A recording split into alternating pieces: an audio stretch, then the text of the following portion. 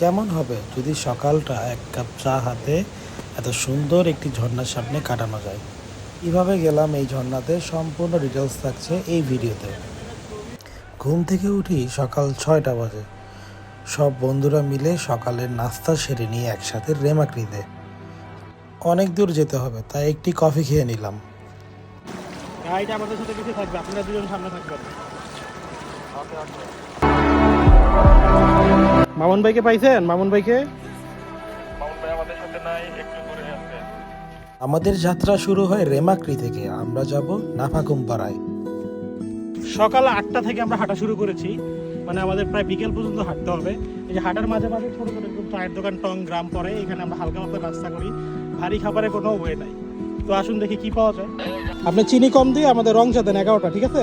চিনি একদম কম। কিছুক্ষণ বিরতি নিয়ে আবার আমাদের গন্তব্যে হাঁটা শুরু করি।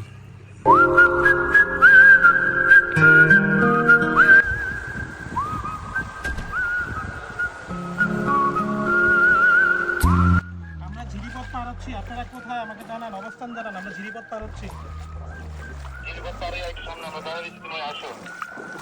পাহাড়ে চলার পথে একমাত্র পানির উৎস।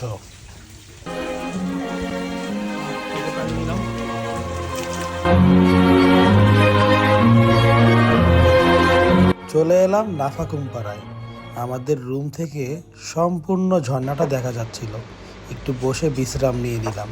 এখন রান্নাঘরে যাব। দিদি কি রান্না করতেছেন? হ্যাঁ, আলু আলু সিদ্ধ আর কি হাঁসের মাংস আমাদের জন্য। আচ্ছা, দুপুরের খাবারে ছিল হাঁসের মাংস, ডাল, আলুর ভর্তা। সবাই মজা করে খাচ্ছিলাম।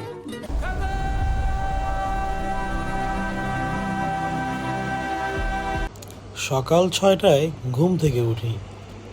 দিদির কাছ থেকে এক কাপ চা নিয়ে চলে যাই নাফাকুমের সামনে। চায়ের চুমুকে নাফাকুমের সাথে একটু একটু করে কথা বলা।